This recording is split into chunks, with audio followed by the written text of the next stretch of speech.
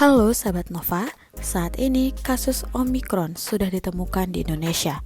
Lalu bagaimana langkah yang tepat untuk menghadapinya? Kamu bisa dapatkan informasinya di video ini. Tapi sebelum itu like dulu video ini, subscribe YouTube channel Nova, dan bunyikan lonceng notifikasi supaya kamu tidak ketinggalan video menarik lainnya.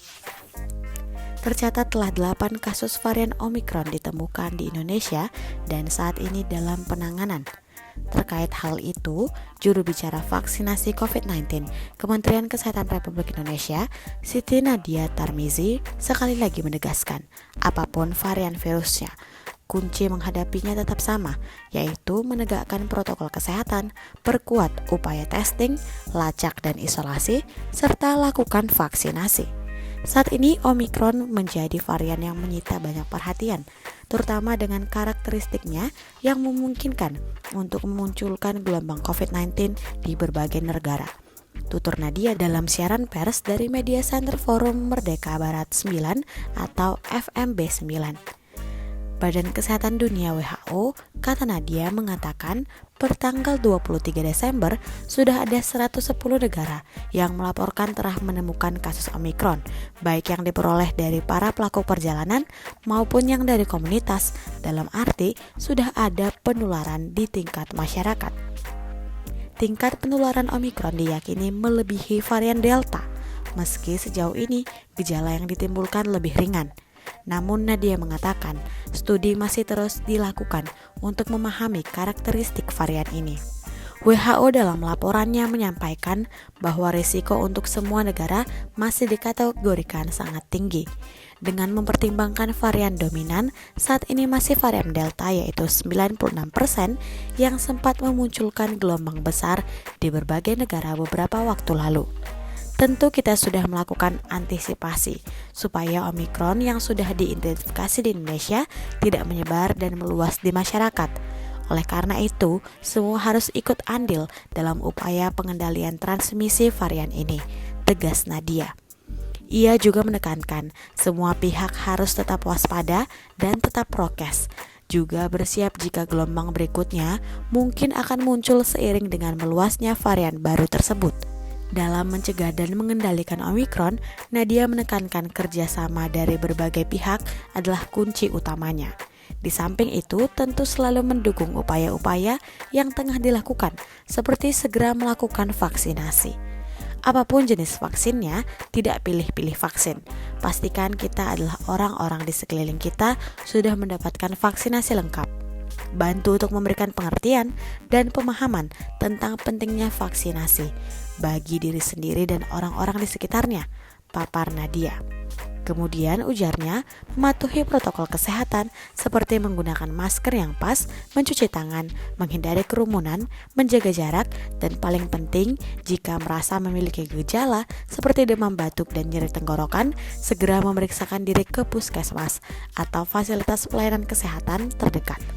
Selain itu juga mendukung kegiatan pelacakan kontak dan pemeriksaan swab jika diperlukan.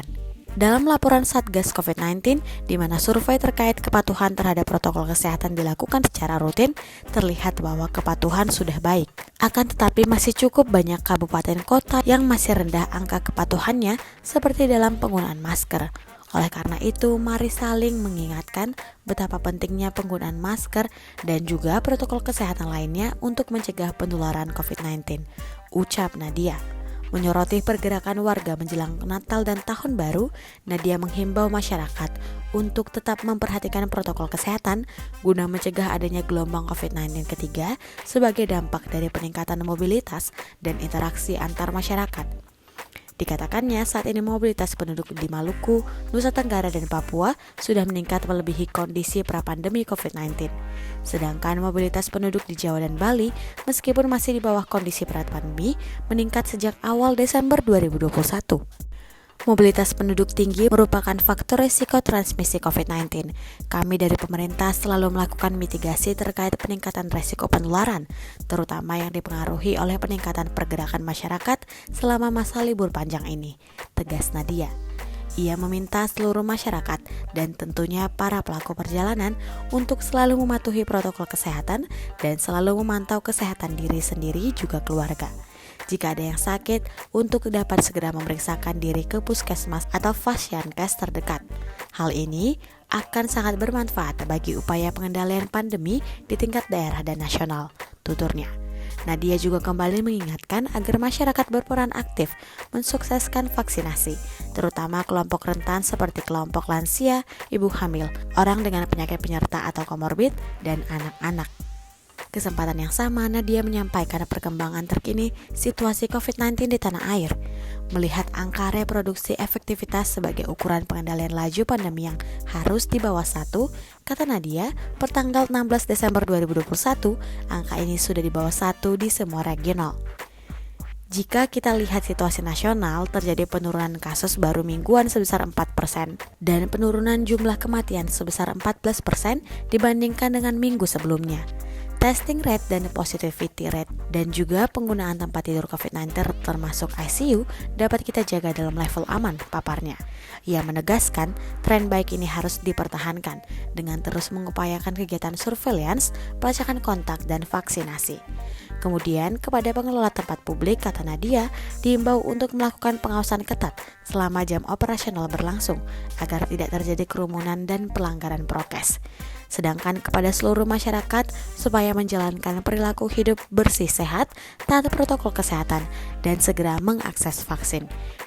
Sahabat Nova bisa mendapatkan update terbaru seputar kasus Omikron di nova.id dan jangan sampai ketinggalan tabloid Nova terbaru.